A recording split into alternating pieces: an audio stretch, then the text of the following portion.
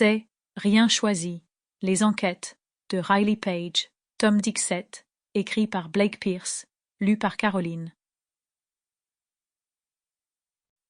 Prologue.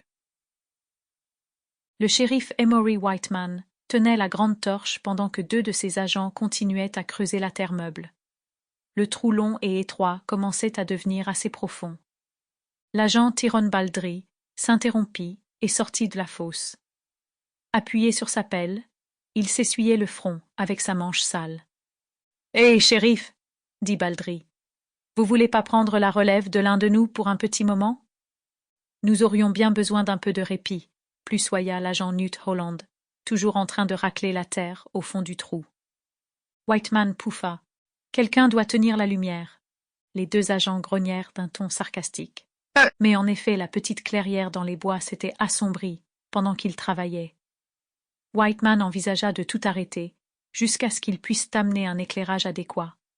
Mais s'il y avait quelque chose dans ce trou en forme de tombe, il voulait le savoir maintenant. Il n'y avait rien eu du tout ici la dernière fois. Il eut un éclair de déjà-vu, en jetant un coup d'œil dans l'obscurité environnante.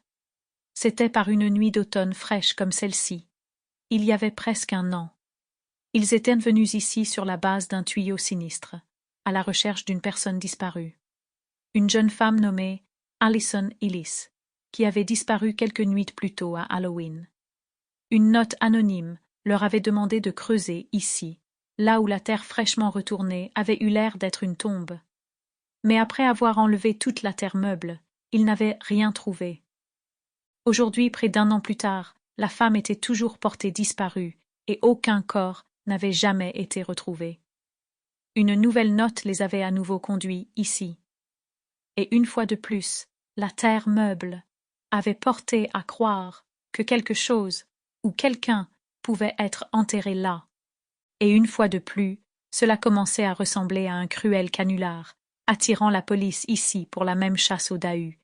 J'aimerais mettre la main sur ce farceur. Peut-être même que je porterai plainte. Les yeux rivés sur la fosse, Baldry demanda « Jusqu'où voulez-vous qu'on aille ?» « C'est une bonne question, » pensa Whiteman. Jusqu'à quel point devait-il creuser avant de pouvoir être sûr que cette mission nocturne était futile, qu'elle était encore basée sur une farce? « Continuez à creuser, » répondit Whiteman. « J'imagine qu'il y a moins de place en bas. Vous pouvez le faire à tour de rôle. » Holland recommença à pelleter, tandis que Baldry se tenait juste au bord du trou. Jetant un regard dans l'obscurité environnante, Baldry dit avec un sourire « Shérif, j'espère que vous… » Sample complete. Ready to continue?